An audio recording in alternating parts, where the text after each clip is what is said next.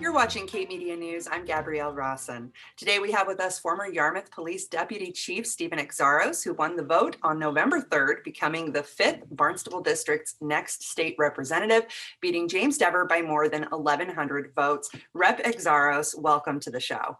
Wow, thank you. I think you're one of the first persons that's ever called me a rep. I love it. I love it. Wonderful. Well, I know we wanted to have you on the show prior to the election, but it just wasn't possible. Now that you're officially the state rep for Sandwich, 2 precincts in Barnstable, 3 precincts in Bourne, and 1 precinct in Plymouth, we'd love to learn more about the issues you plan to address here on Cape Cod. Absolutely. Again, thank you. I love it. It was a whole year, a year ago in November, we decided to do it when Randy Hunt, the rep now, decided not to run. So a whole year of working hard, going all over the place, meeting millions of, not millions, but really probably thousands of people in a year, knocking on doors, going to events the best we could. It was great. I loved it. And now it's time to get to work. So what I see is the COVID crisis, right? Right now, it's always been an issue ever since we kind of learned around March. It's gone in different phases. My first thing was to try to get protective gear for first responders and try to keep people safe. I volunteered to feed people throughout the pandemic, and we still do that every week, and I love it. But that's still a big issue. And now we're getting news that it's coming back, let's say. So we have to fight the COVID pandemic. We have to keep people safe.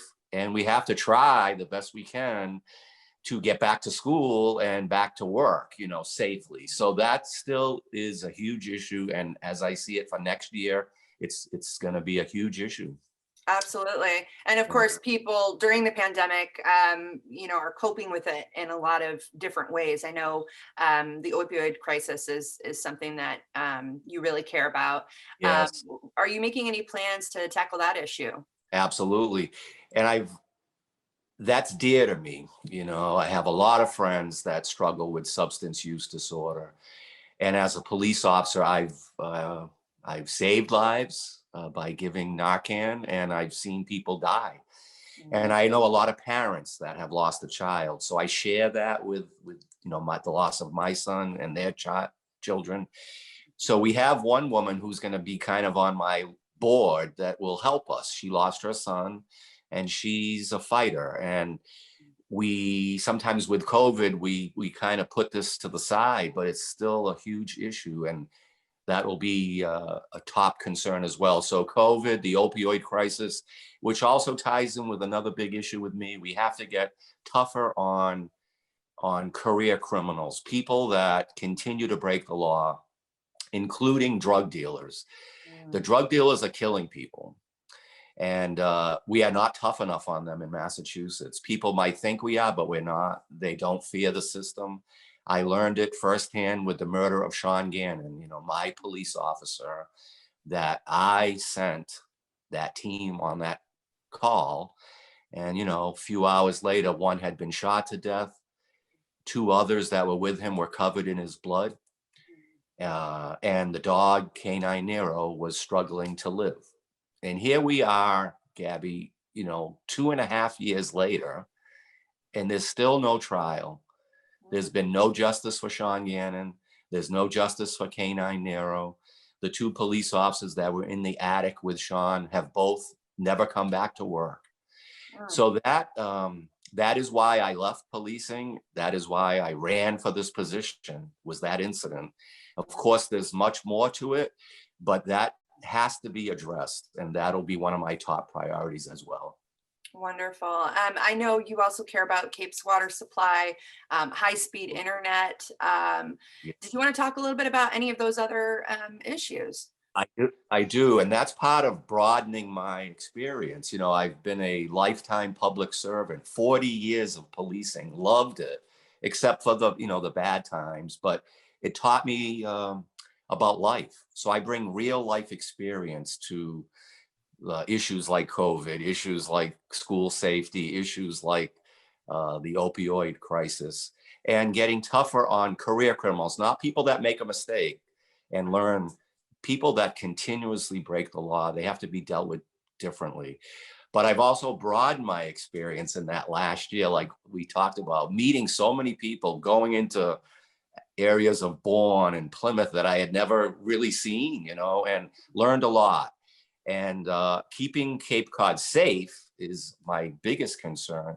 But as part of that is keeping it clean. So I learned a lot about, the drinking water and how that can be contaminated. And if that happens, the millions of dollars it costs to clean it, and the effect on tourism. So water, drinking water and wastewater, huge issue. And a cool thing I learned is there's a way to take cranberry bogs and let them go back to the way they were. And that helps filter our wastewater in a way and our drinking water. So I've learned a lot. There's a lot to be done. We need to do sewerage on Cape Cod. We need to upgrade our Title 5 septic systems. And that's some exciting things that I've learned and want to be part of the solution. Now, I know you'll be sworn in on the first Wednesday of January in 2021. Yes. What are you doing now to prepare for that transition? Great question. We just selected a chief of staff. That's a person that would be my assistant, my partner. That was huge. And then now I'm working to try to find an office. I'd like to have a storefront type office that we would rent out in the Sandwich area, Sandwich Bourne area. And right now we're working on our legislative agenda. When I get sworn in on January 6th, that'll be a beautiful day. And I kind of see motorcycles like drive Boston with me, maybe. Right. Weather. There's so many people that help me. I want them to be part of it, but we need to hit the ground running. And so to have a campaign manager, an office ready, and have my agenda, which we talked about a little bit, but all that will be in writing and it'll all be pushed right out right after January 6th. We have a lot of work to do. We're in make a difference. And the last thing I guess I'd like to say about that, we need to bring people together. And I've learned so much, and when I was a police officer, I never, ever, ever asked anyone, are you a Republican or a Democrat or an independent, before I helped them. And that's one of my, I think, strengths is I have a big heart. I'm a good listener. I'm not a politician, but I am a public servant, and we got to bring everyone together, especially with what's happened in the country.